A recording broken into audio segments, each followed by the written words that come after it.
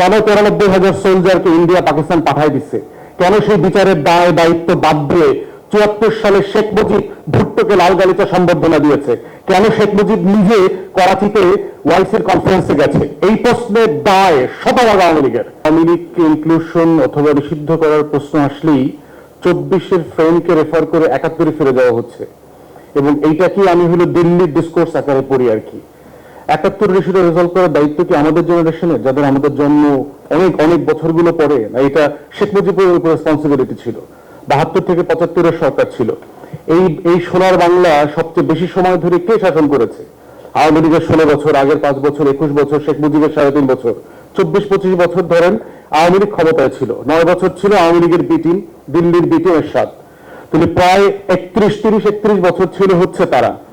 তাদেরকে কখনো কি এই প্রশ্নটা এই সোনার বাংলার বুদ্ধিজীবীরা জিজ্ঞেস করেছেন যে কেন 71-এর পরাজিত শক্তিকে আপনারা পুনর্বাসন করলেন?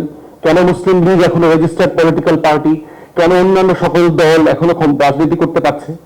তাহলে যখনই আমরা 24-এর নগদের বিচার চাচ্ছি, গণ অভ্যুত্থানের বিচার চাচ্ছি, এই যে ফ্রেমটাকে রিওয়াইন্ড করে আচ্ছা তাহলে 71টাকে রিজলভ করে আসি, তারপরে 24-এ ফিরবো, এর মানে হচ্ছে যে আপনার বাচ্চা পরশুদিন একটা দুষ্টামি করছিল, আপনি কিছু করেন নাই, কিন্তু আজকে দুষ্টামি করার সাথে সাথে নগদে একটা চট দিচ্ছেন, তখন বললেন যে কি ব্যাপার, পরশুদিন তো মারো নাই, তোর আজকে মারলা কেন? মানে এইটা তো যুক্তি হতে পারে না।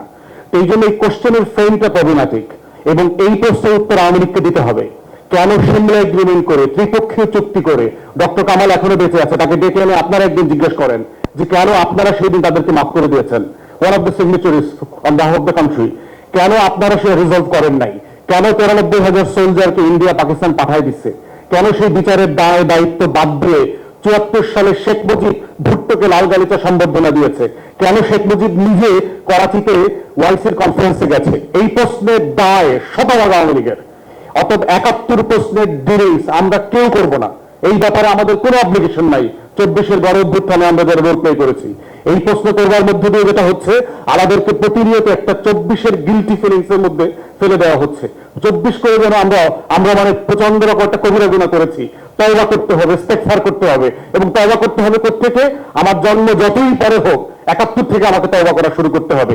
এই ফ্রেমটা হলো দিল্লির ফ্রেম। এই ইনক্লুশনের ফ্রেম হচ্ছে আমাকে আবার ইতিহাসের ডিসকোর্সে ফেরায় নিয়ে যাওয়ার ফ্রেম, ওই ট্যাগিং এবং ডিভিশনে ফেরায় নেওয়া, এবং it's a very risky dangerous business.